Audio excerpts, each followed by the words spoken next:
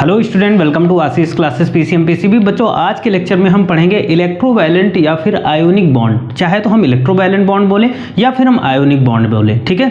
तो बच्चों, अगर हम इलेक्ट्रोवैलेंट बॉन्ड की बात करते हैं तो बॉन्ड बनते कैसे हैं? तो जब दो एटम अपने आउटर मोस्ट सेल से इलेक्ट्रॉन शेयर करते हैं तो इलेक्ट्रॉन शेयर करने पर उनके बीच में जो बॉन्ड बनता है उसी को बोलते हैं बच्चों हम लोग क्या? आयोनिक बॉन्ड या फिर इलेक्ट्रोवैलेंट बॉन्ड। तो इलेक्ट्रोवैलेंट बॉन्ड अगर या हम आयोनिक बॉन्ड की बात करें तो बच्चों जो आयोनिक बॉन्ड होता है उसमें बॉन्ड बनता ही नहीं है। अब आप कहेंगे कि बॉन्ड क्यों नहीं बनता?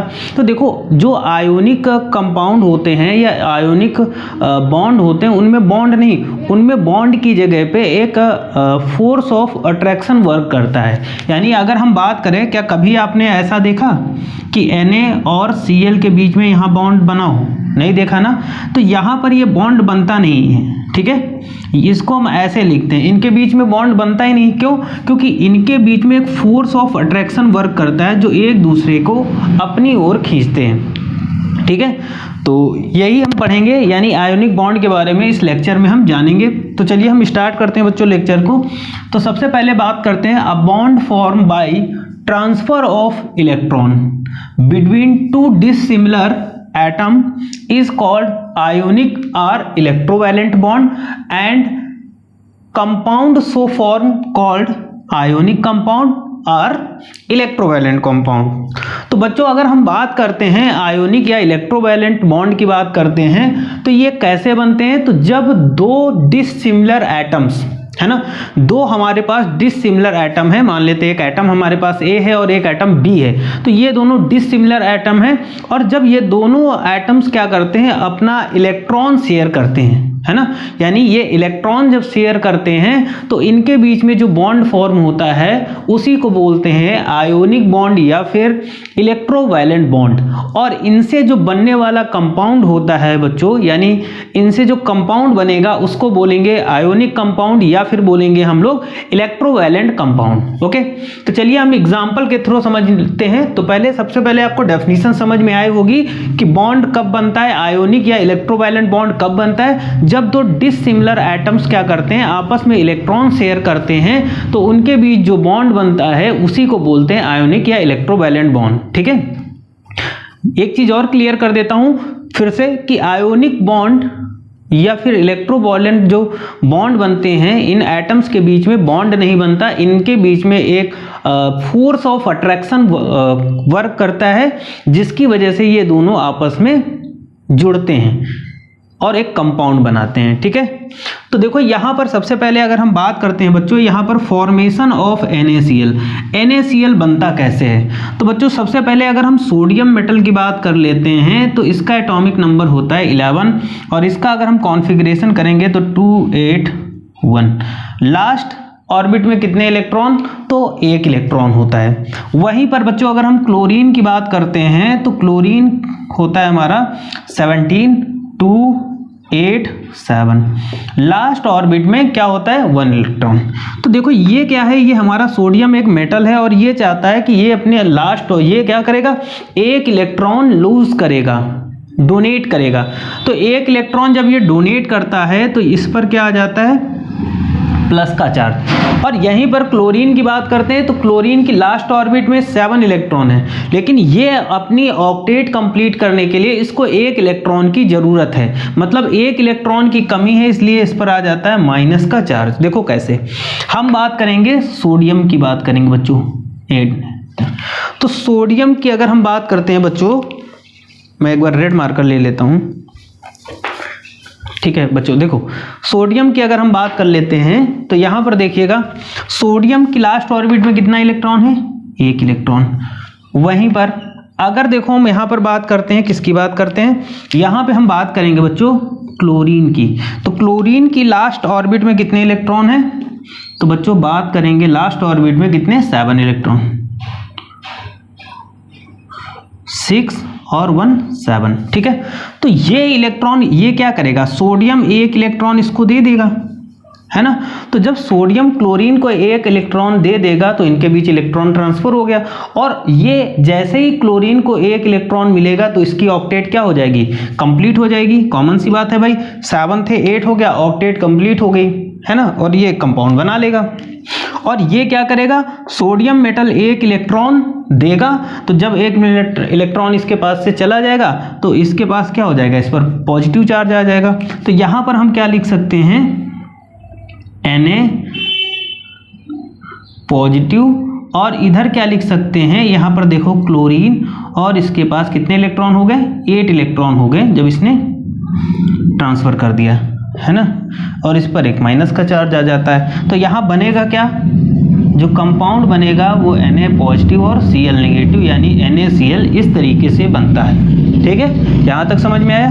अब चलते हैं एग्जाम्पल नंबर 2 की बात करेंगे बच्चों। फॉर्मेशन ऑफ मैग्नीशियम ऑक्साइड यानी MgO कैसे बनाते हैं। तो बच्चों Mg की बात करते हैं तो इसका एटॉमिक नंबर होता है 12, कॉन्फ़िगरेशन करेंगे 282। लास्ट ऑर्बिट में कितने इलेक्ट्रॉन है बच्चों, 2, तो ये 2 इलेक्ट्रॉन क्या करेगा, डोनेट करेगा। और ऑक्सीजन की बात कर लेते हैं तो ऑक्सीजन 8 2 6, इसको कितने इलेक्ट्रॉन की ज़रूरत है ऑक्सीजन को, तो ऑक्सीजन को 2 इलेक्ट्रॉन की ज़रूरत है।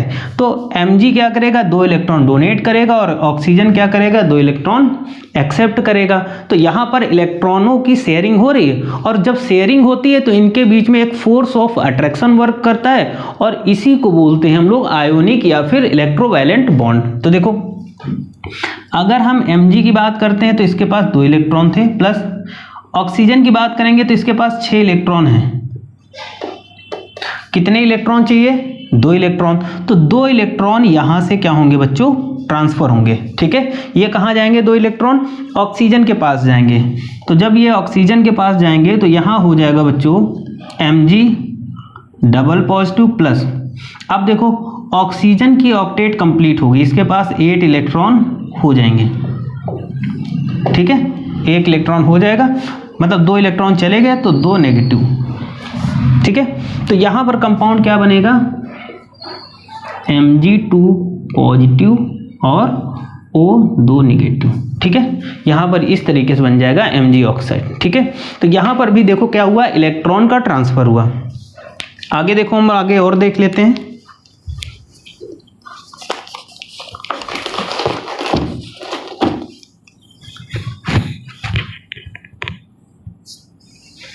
कैल्शियम क्लोराइड की बात कर लेते हैं बच्चों।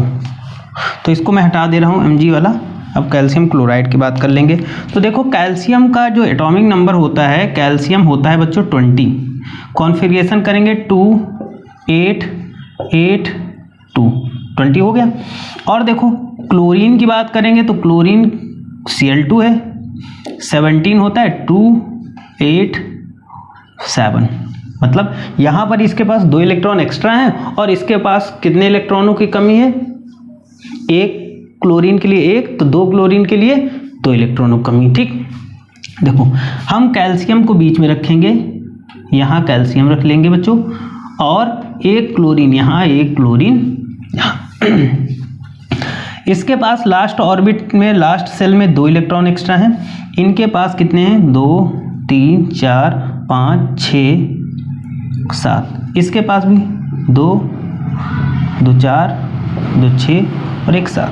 ठीक, तो देखो बच्चों यहाँ पर कैसे ये कंपाउंड का फॉर्मेशन होगा। तो देखो ये कैल्शियम क्या करेगा, 1 इलेक्ट्रॉन इसको देगा, और ये वाला 1 इलेक्ट्रॉन इसको देगा। तो 1 इलेक्ट्रॉन इसको मिल गया, तो देखो यहाँ पर क्या हो जाएगा, Cl की ऑक्टेट कंप्लीट हो गई।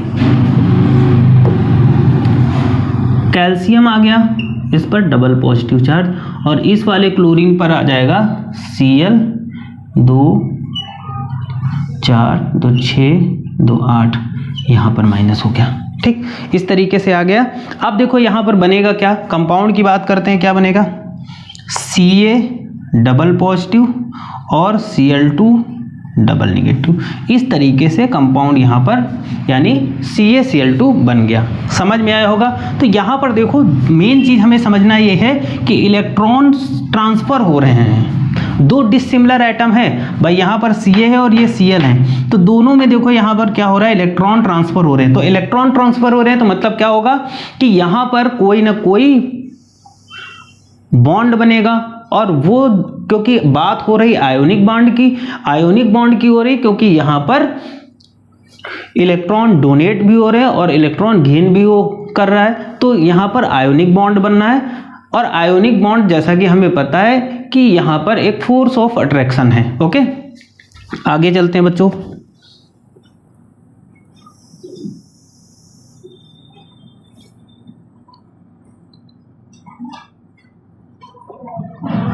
ठीक है, समझ में आया? कोई डाउट है तो पूछ लीजिएगा। अगर कोई डाउट है इलेक्ट्रोवैलेंट बॉन्ड में तो आप पूछ लीजिएगा। मेरे हिसाब से इलेक्ट्रोवैलेंट बॉन्ड आज के लिए इतना ही रखते हैं, काफ़ी इंपॉर्टेंट टॉपिक है और आपको चीज़ें समझ में आई होंगी। मेरे हिसाब से बहुत इंपॉर्टेंट टॉपिक है बच्चों, और इंपॉर्टेंट टॉपिक है। और इससे पहले अगर आप चैनल पे नए हैं तो चैनल को सब्सक्राइब करिए, वीडियो को जितना हो सके लाइक और शेयर करिएगा, है ना। चैनल को सब्सक्राइब करना मत भूलिएगा। आज के लेक्चर में इतना ही रखते हैं, कल इसके आगे हम लोग पढ़ेंगे। Thank you for this class.